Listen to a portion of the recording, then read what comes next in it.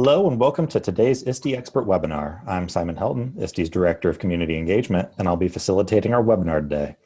I'd like to point out the chat button at the bottom of your screen. In the chat, you can introduce yourself to other attendees and discuss the webinar. If you have a question for a presenter or a technical question, you can share it via the chat.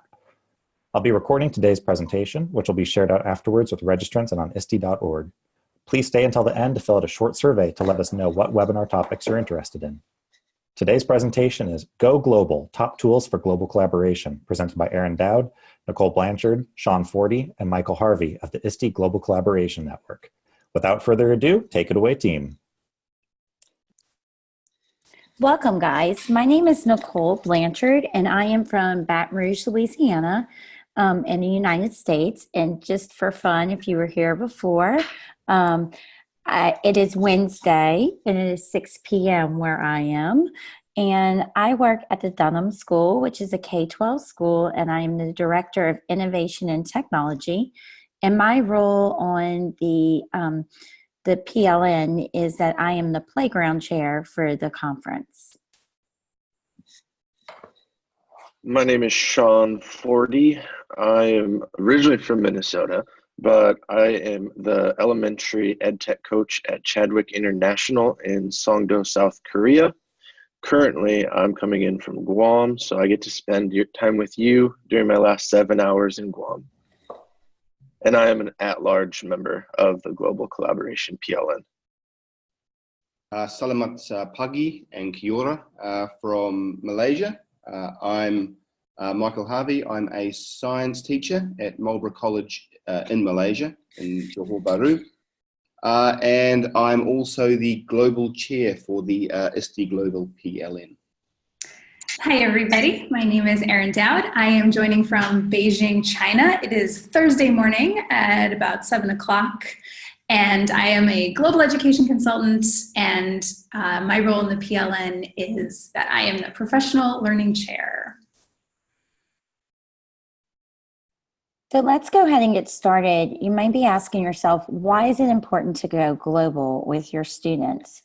And by doing global activities with them, you're creating global awareness and an opportunity for them to have empathy and understanding for other cultures besides their own. We also, by having these connections, learn from each other and with each other and get to share what we know with others. There's an opportunity for an interdisciplinary connection with curriculum, and students can take meaningful action in their community and beyond. And I want to talk a little bit, before we get into the tools, about the Sustainable Development Goals, also known as the SDGs. And they're always a starting point for the work we do as a PLN. And if you're not familiar with them, they are a set of 17 goals for the world, set forth by the UN and approved by 193 countries in 2015. But the goals don't stop at the UN, they shouldn't anyway. There's so many opportunities to bring these topics and issues into your classrooms. And essentially they provide the framework for the why of global collaboration, particularly with the empathy and understanding for cultures outside of your own. So when you start collaborating and connecting with other countries and people, that sense of other becomes more of an us. And this is a really important shift to make. The goals are also interdisciplinary. So for example, goal 6, clean water and sanitation. There's obviously science involved with learning about water, but if you dig a little bit deeper, you can tap into geography and equity, social justice, poverty. It's really an unlimited amount of possibilities for each of these goals. Something else to note. Uh-oh, did we lose Aaron? Be mapped to your. Oh no, Aaron did warn us that the internet where she's located is a little unreliable.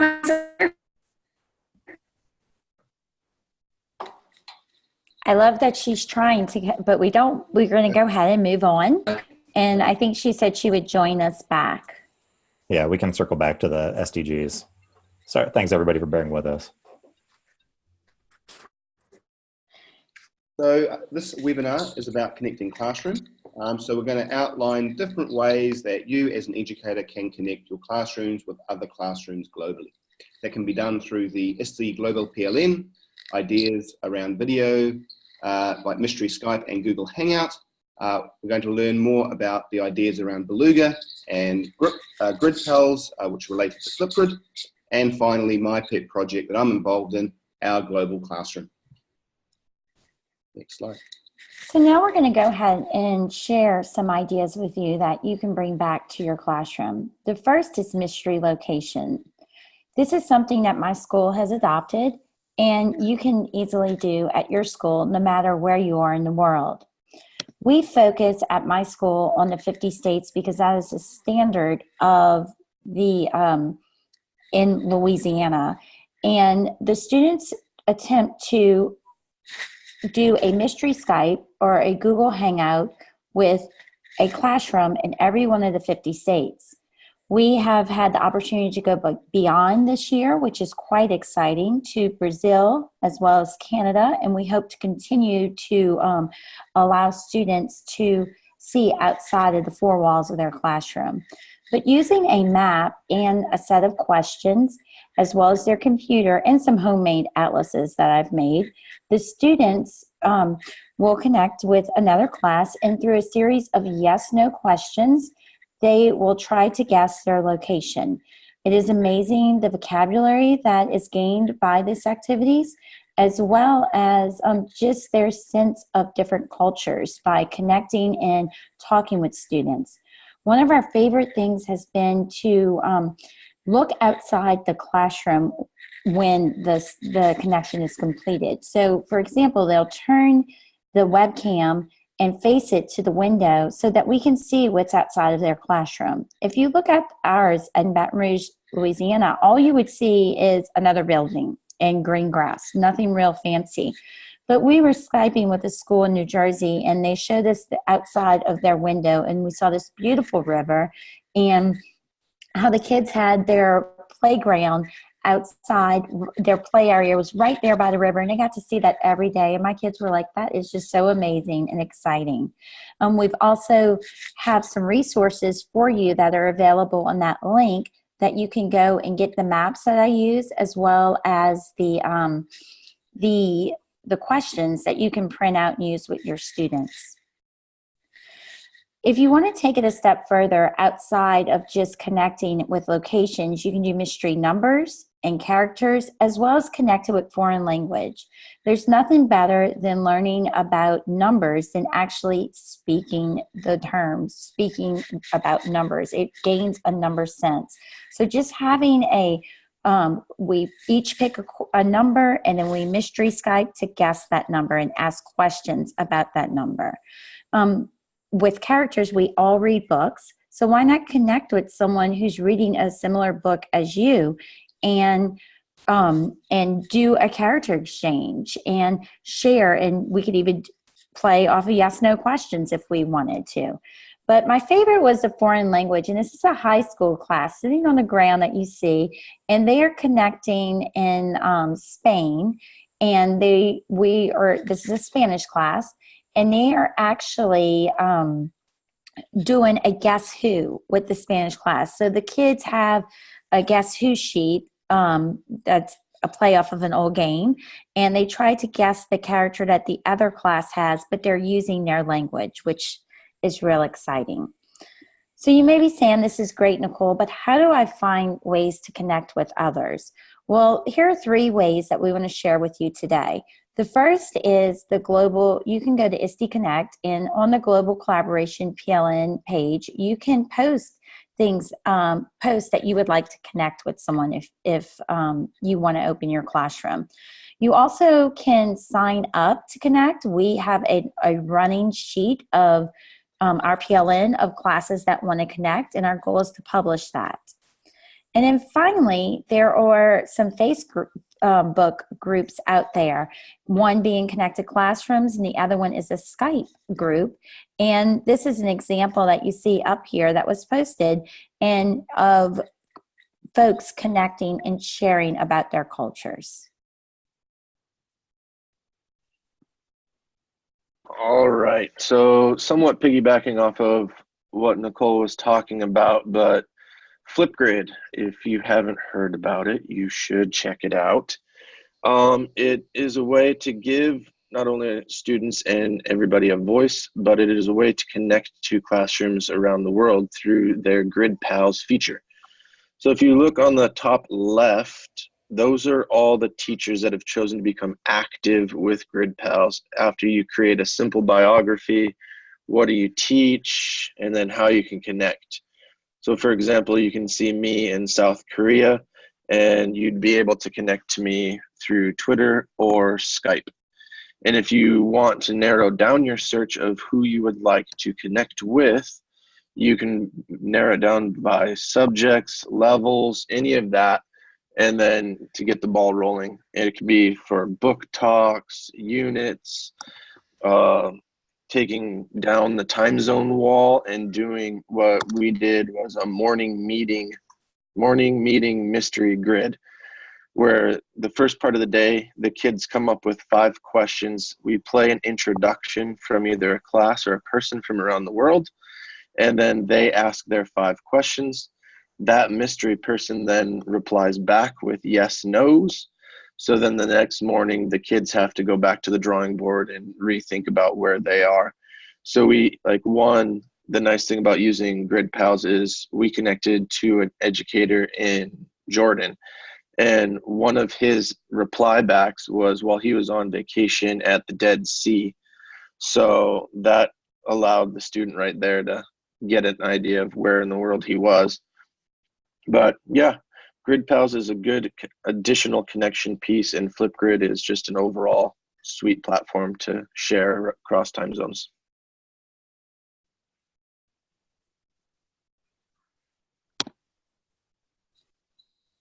Has Erin returned? I did see her. Oh, she is. Awesome. I think, can you hear me, guys? We can Sorry hear about you. my tech troubles. Hopefully, fingers crossed, it'll stay. Oh, can you guys hear me? Yes, I can hear you, Erin. Oh, can you guys hear me? I can hear you. Okay, it's causing me some trouble. We'll see how it goes. Okay, so I want to talk real quick about Beluga. It is great for collaboration, not just because it's a tool, but because it's a whole platform. There's lots of stuff you can do on it. 2 things to note about it is that it's free and it's for all age groups. So from little ones all the way up through high school and even university students as well. Teachers can connect their students with other classes around the world through both text and video features. You can see the map on the slide below, how you find active classes all over the world. It's similar to other tools, but where it takes it a step further is the exciting part, I think, is about the content and how students can collaborate through content. And all of this content is aligned to the Sustainable Development Goals. I'm not sure how much you heard when I was talking about the Sustainable Development Goals earlier, but it's all connected to the SDGs. You can see a couple examples of content that we have here with Uzbekistan and also Changemakers, a learning journey, which was actually created by a couple of students, which it's all about following your heartbreak and how to take action in the world. And yeah, if you want to go to the next slide, Nicole. One of the ways to collaborate within a series is through the questions and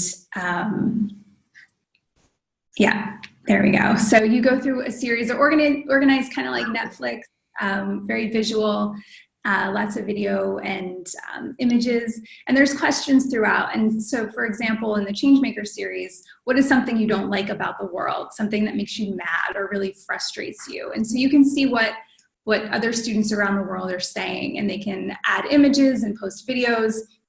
And then when you click into one of these little images, you can see what a student said here at the bottom. So they're looking at homelessness. The problem that they want to change most in the world is homelessness. And then that series kind of takes the student through how they can develop an action plan, how they can follow their heartbreak to make an impact within their own community. Let's see.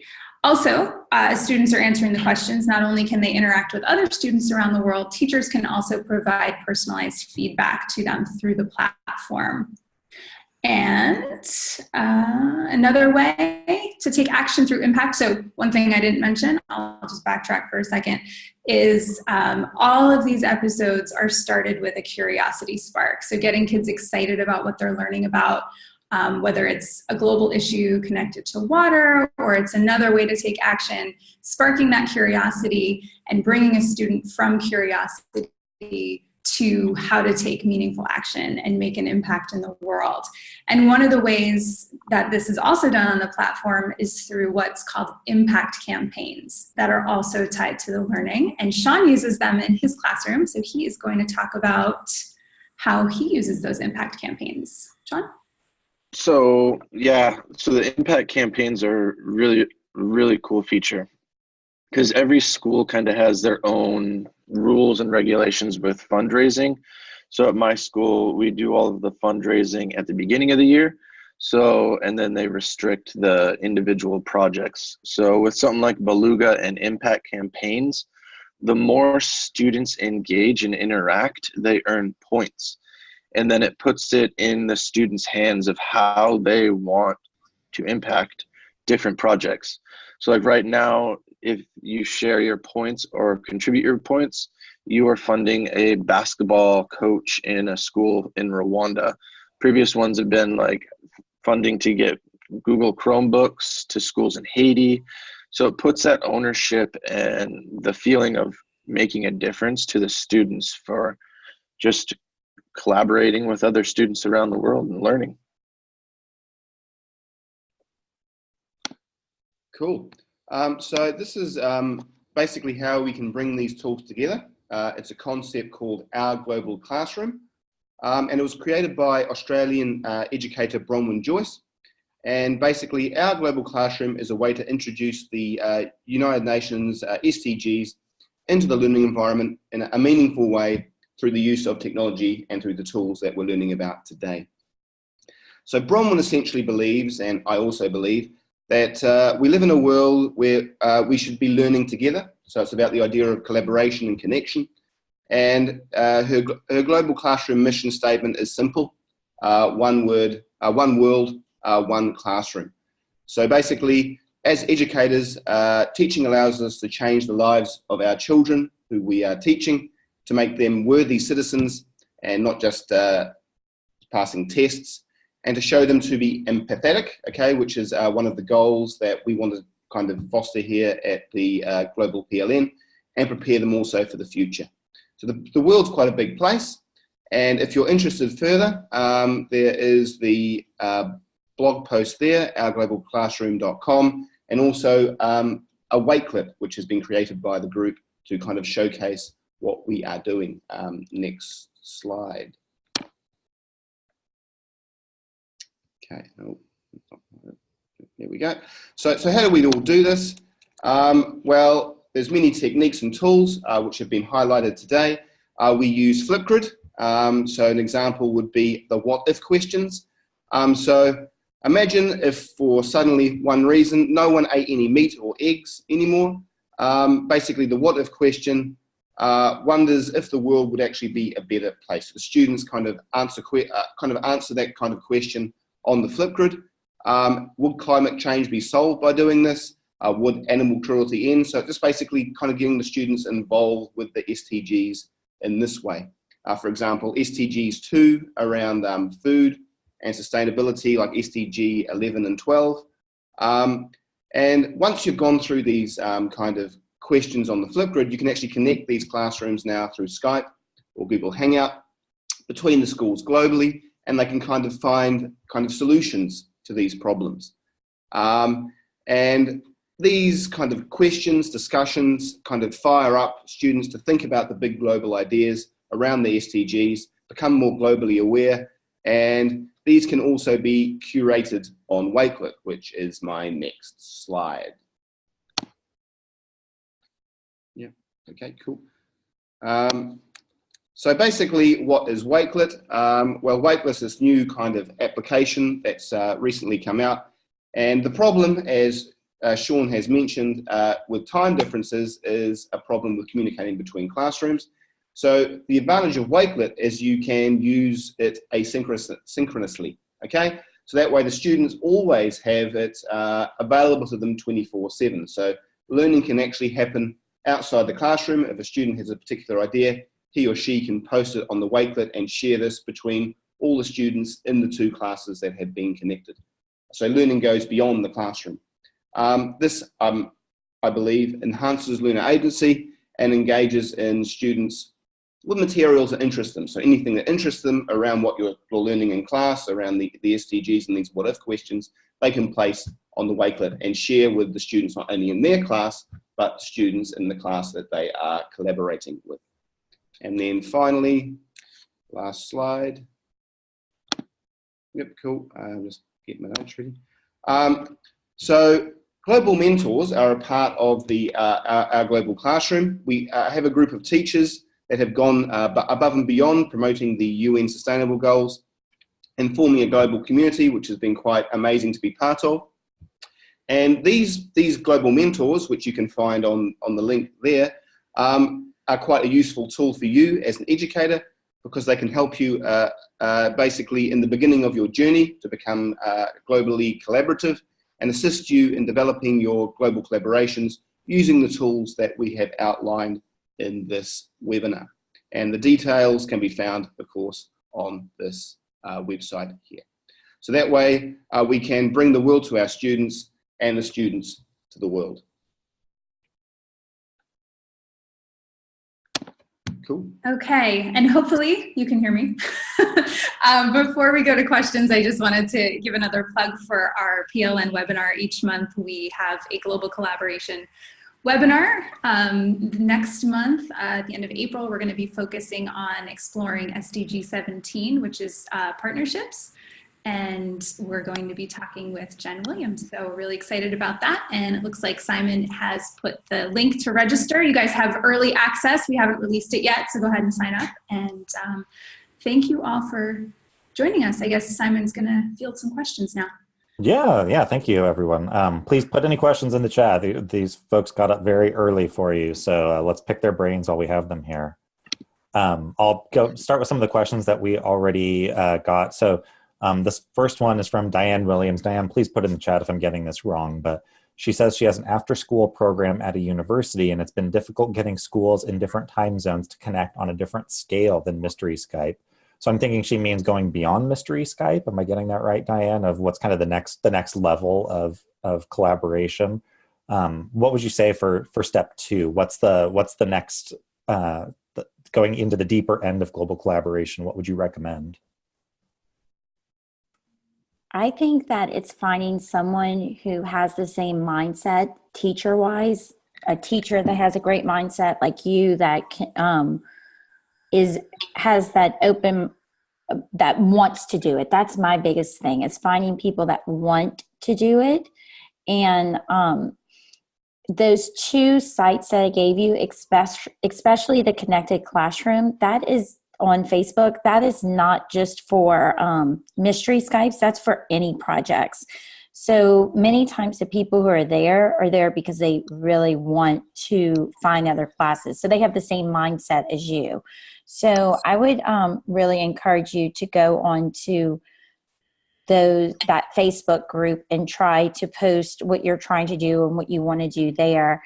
And it's people from all over the world that will share, and hopefully they will follow through with the connection.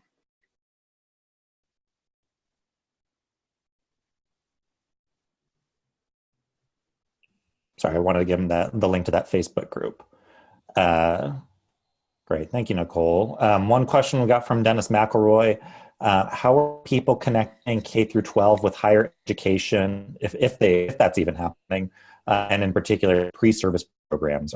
Is that something happening, or how is it happening? Yeah, I can take that one. That's a really exciting question. And I think we're just starting to kind of scratch the surface on how we can connect K to 12 to not only pre-service teachers, but also having that, K-12 through university level. And Beluga is actually starting to do a little bit of that through micro-credentialing, looking at how we can help students earn micro-credentials and possibly even university credit, but then also connecting university students to K-12 students. So it's kind of creating like an ecosystem, so to speak, with lots of different ways to connect across different age levels and different for different reasons.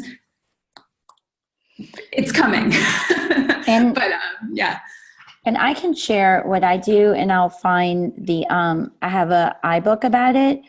But one thing that I do is I connect with my local university that's nearby my school. I'm putting the iBook in the chat. But I connect with the local university. I'm actually going next week, and I work with pre-service teachers. I just guest teach 2 classes, and they're pre-service teachers. And next week, I'm doing a coding class with them.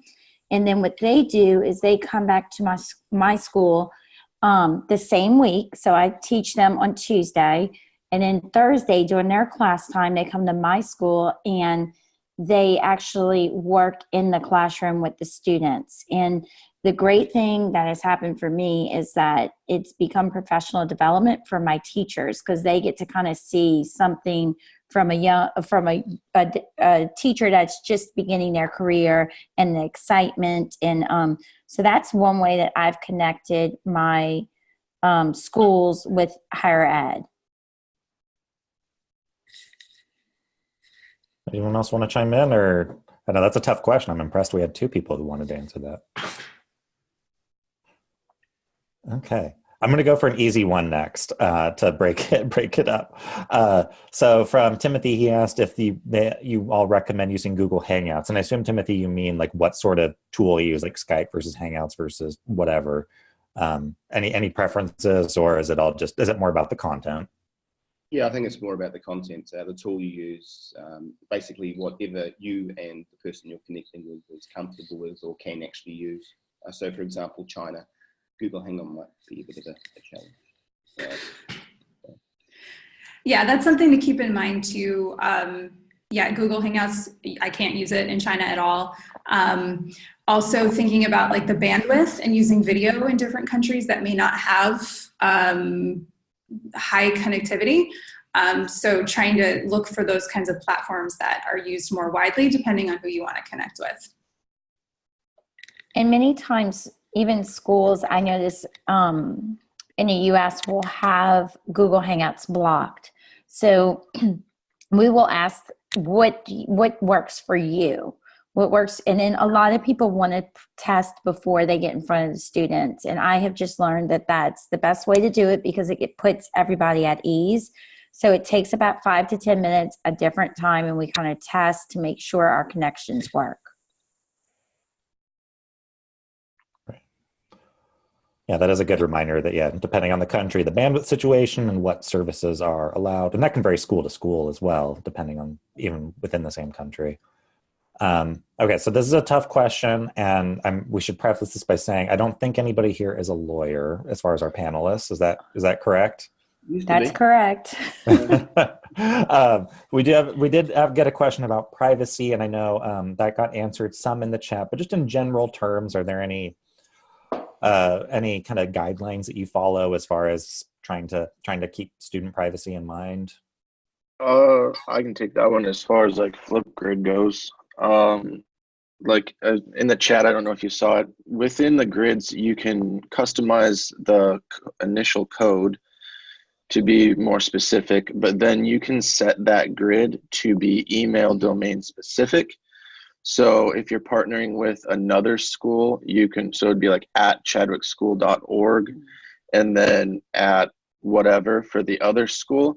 So any email or Gmail or whatever that's trying to get in, is if it doesn't have that in domain, they can't get in. You can restrict it to student IDs. And then you can also just, as an additional step, no matter how you set it up, you can put an additional password as well. So it gets it pretty locked and secure, so for the most part.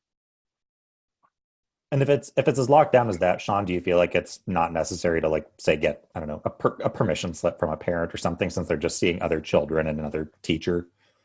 Yeah, for the most part, I'd say it's pretty locked down and feel comfortable with what Flipgrid has built up. So Yeah. And any other thoughts on that?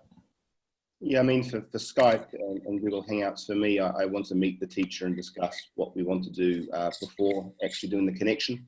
That way I get a feel of where they're at, and yeah. And I just recommend over communicating to your parents. You know, I try to tell them this is what we are doing, just so they are aware, and that any way that after you do it, you could share pictures. Just this puts parents at ease when they see that your bigger picture, your bigger idea for doing this is to help students create this global awareness and understanding. So just sharing with your parents up front, so they don't their child doesn't go home saying, oh, I'm putting videos online, you know, so that they kind of know what's happening. Right. Yeah. Any other final thoughts on that one? No, we got it all covered. Okay. Seeing shaking heads. All right. I think we got all the questions, actually. So good job, team.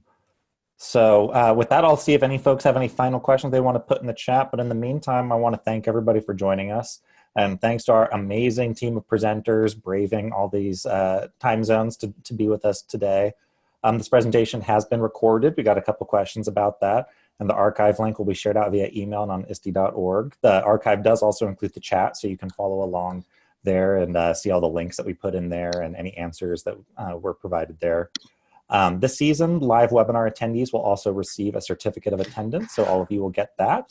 The certificate can be found in the follow-up email you'll receive in about 24 hours. And also, if you're an educator in Illinois, you'll receive a sign-up form to get your official PD hours for attending. And as we wrap up, I'm going to include a link in the chat to a brief survey about today's presentation. This is really helpful to help guide what topics you're interested in, especially since this is the last webinar of this season. So we're starting to think about the next season. So let us know what you want to see. And thank you again, and we'll be back in August with another season of ISTE Expert Webinars. Thank you, everybody. Thank you. Thank you.